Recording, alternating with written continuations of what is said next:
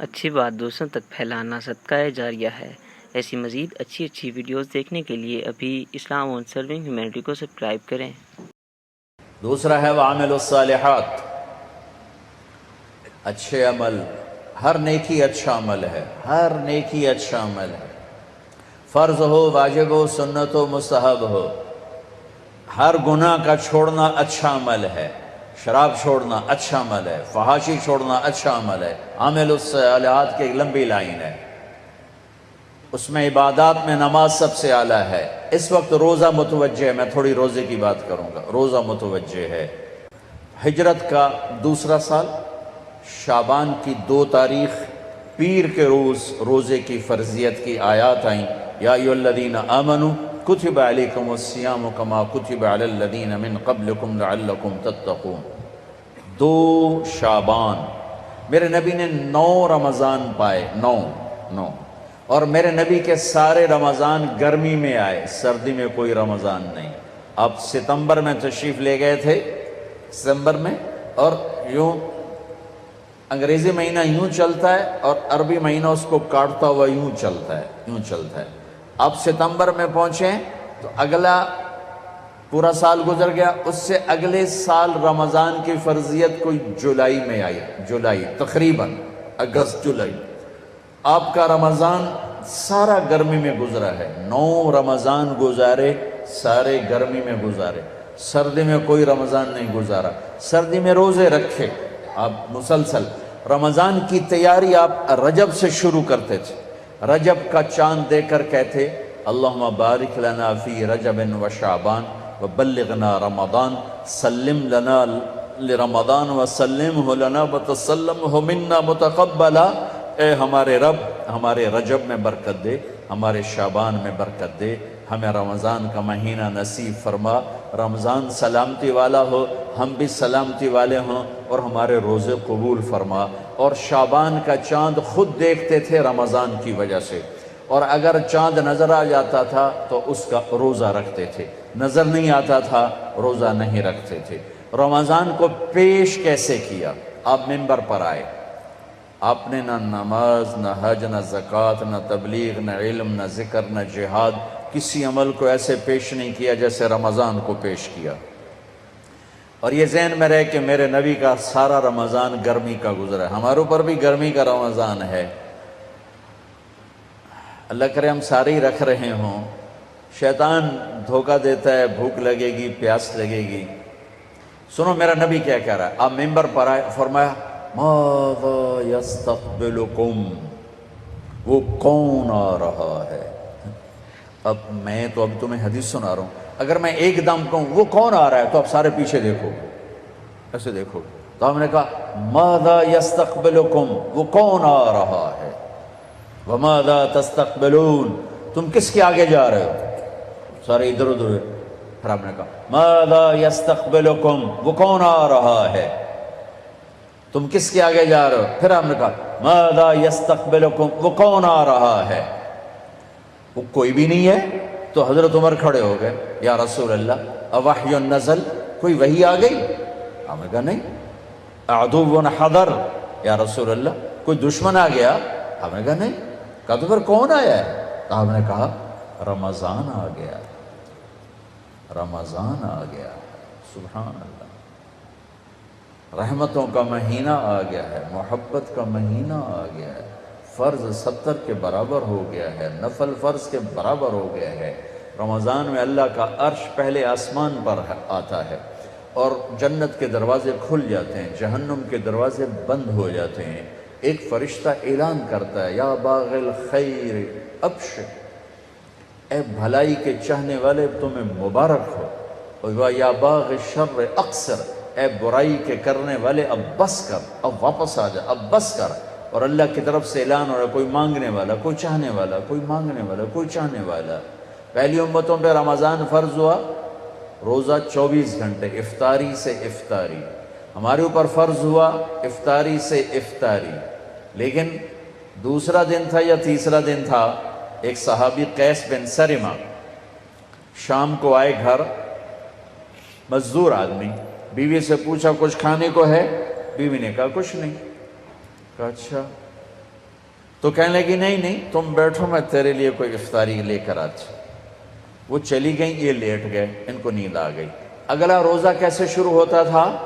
جب مغرب کے بعد کوئی سو جاتا تھا تو اگلا روزہ شروع ہو جاتا تھا۔ تو وہ آئی لیٹ، سورج چھپ گیا، یہ ان کو نیند آ گئی تو انہوں نے ایک دم چیخ ماری، ہائے ابن سرما، ارے تو پھنس گیا، ان کی آنکھ کھلی، کیا ہوا؟ کہ اگلا روزہ شروع ہو گیا، کیسے کروں گا؟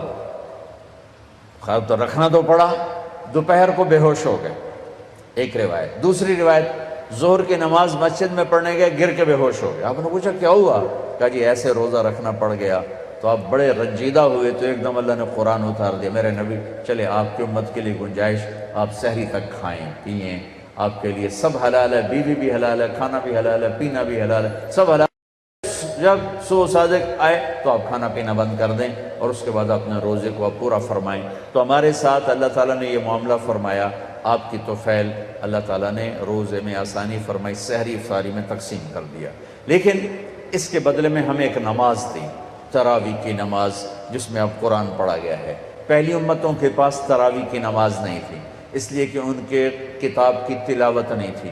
ہماری کتاب کی تلاوت ہوتی ہے، ان کی کتاب کی تلاوت نہیں تھی۔ کیوں؟ کہ وہ اپنی کتاب کے حافظ نہیں ہوتے تھے، وہ نماز میں صرف تسبیح پڑھتے تھے۔ ہم نماز میں قرآن پڑھتے ہیں، سارا قرآن پڑھتے ہیں، پورا قرآن ابھی ختم ہوا ہے، اور ماشاءاللہ 3 دن میں لوگ ختم کر رہے ہیں، 1 ہفتے میں ختم کر رہے ہیں، 5 دن میں ختم کر رہے ہیں، پورے مہینے میں ختم کر رہے ہیں، کہ اس امت کو اللہ نے قرآن کے حفظ کی طاقت دے دی۔ میرا ایک شاگرد، ہماری چھٹیاں ہوئیں، وہ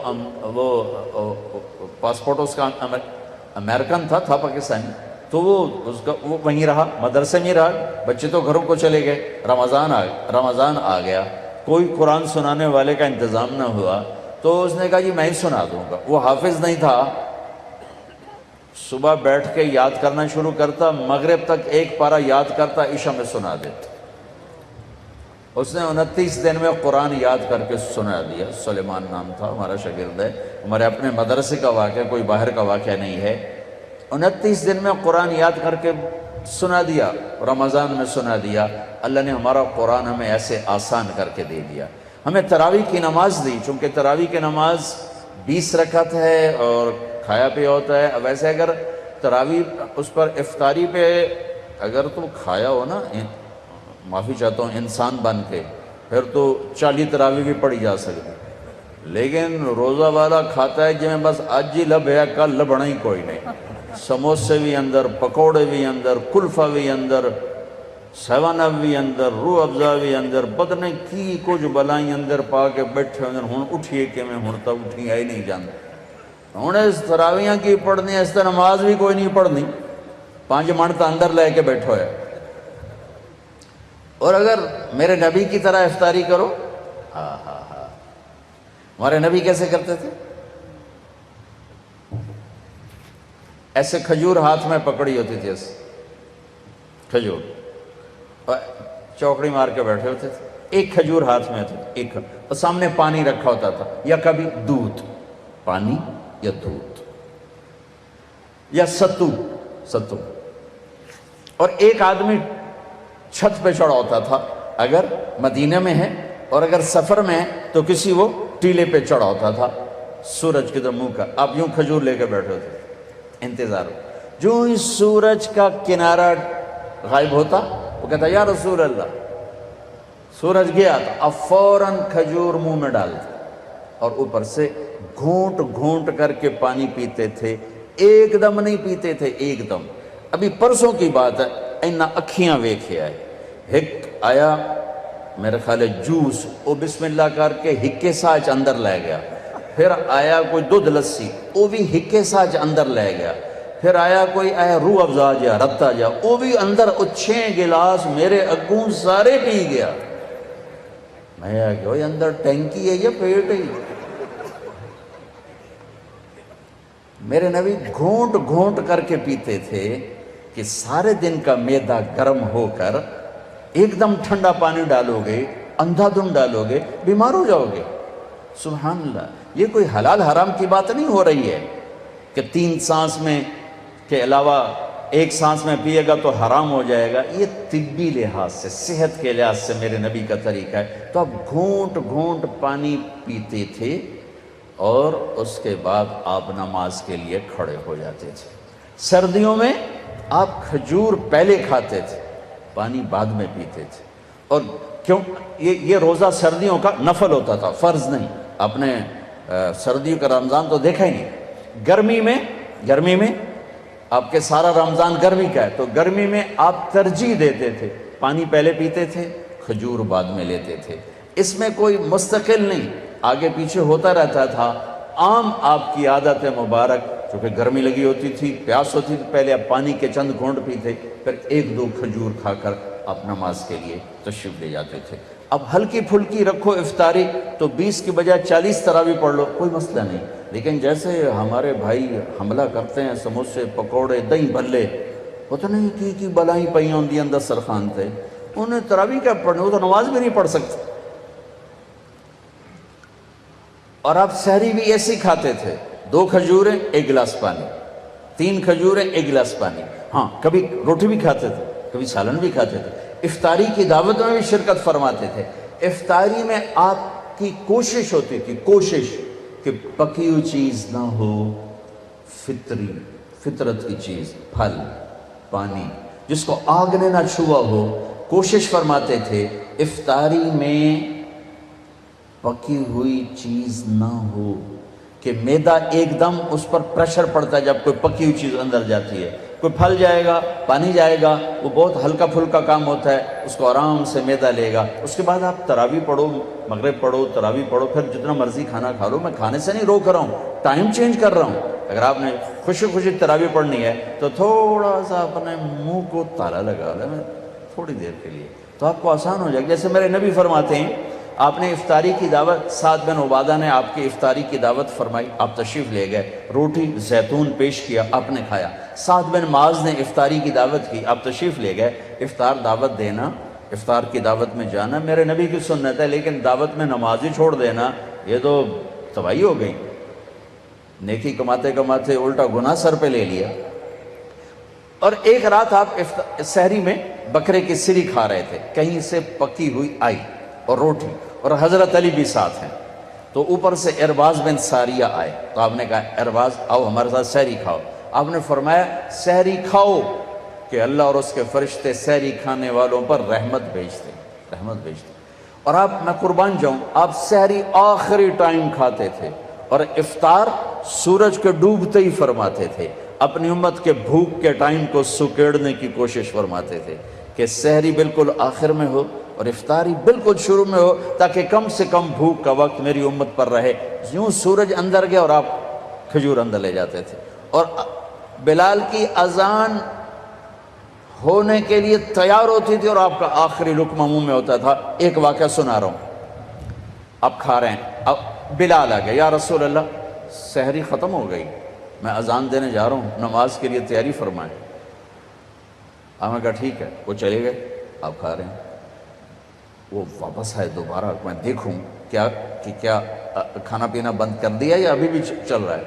آ کے دیکھا تو آپ کھا رہے تھے، تو انہوں نے کہا یا رسول اللہ، اللہ کی قسم صبح ہو گئی ہے، یعنی سحری کا وقت ختم ہو گیا۔ تو آپ نے ایسے ہاتھ پیچھے کر دیا، کہا ارے بلال نہیں ہوئی تھی، صبح نہیں ہوئی تھی، تیری قسم کی وجہ سے اللہ نے صبح کو پہلے نکال دیا کہ میرے بلال کی قسم جھوٹی نہ پڑ جائے۔ واہ واہ۔ حضرت علی نے فرمایا اگر بلال قسم نہ کھاتے تو جب تک اللہ کے نبی کھاتے رہتے صبح نہیں ہو سکتی تھی۔ ایک دفعہ آپ تشریف فرما تھے اور ایک صحابی عبید باورچی، وہ دیگ چڑھائی ہوئی تھی، بکرا، تو آپ نے کہا عبید مجھے دستی پکڑاؤ، دستی، تو انہوں نے ایسے دستی پکڑائی، تو آپ نے اس کو یوں پکڑا دونوں کناروں سے اور منہ سے دانتوں سے نوچ کے، ایسے دانتوں سے ساری نوچ کے ہڈی خالی کر کے عبید دستی پکڑاؤ، انہیں دوسری نکال کے دی، آپ نے ایسے پکڑا اور اس کو یوں نوچ کے کھا کے، عبید دستی پکڑاؤ، وہ کہنے لگے یا رسول اللہ بکرے کی 2 ہی ہوتی۔ آپ نے کہا تیرا بھلا ہو جائے، اگر تو میرے کہنے پہ ڈوئی ڈال دیتا تو جب تک میں کہتا رہتا میرا اللہ مجھے دستیاں نکال کے کھلاتا رہتا، تو ہی کچا نکلا۔ تو سلی نے فرمایا اگر بلال قسم نہ اٹھاتے تو جب تک اللہ کے نبی کھا رہے تھے صبح نہیں ہونی تھی۔ میں آپ کو اپنے نبی کا رمضان بتا رہا ہوں کہ اس طرح میرے نبی کا رمضان تھا۔ پھر ایک دفعہ ایسا بھی ہوا کہ روزہ غلط ہو گیا۔ پہلے چونکہ گھڑی تو تھی، ہاں بھائی 7:33 ہو گئے افطار فرما لیں، ایسا تو تھا نہیں، بادل تھے اور سب روزے کے انتظار میں، تو اندازہ ہوا کہ سورج ڈوب گیا، سب نے روزہ افطار کر لیا، اللہ کے نبی نے بھی، صحابہ نے بھی۔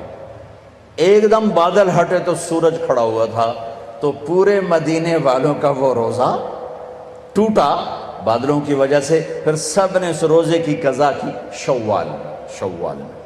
رمضان کی آمد پر آپ قرآن کی تلاوت بڑھا دیتے تھے اور قرآن کثرت سے تلاوت فرماتے تھے، جبریل کے ساتھ بیٹھ کر قرآن کا دور فرماتے تھے۔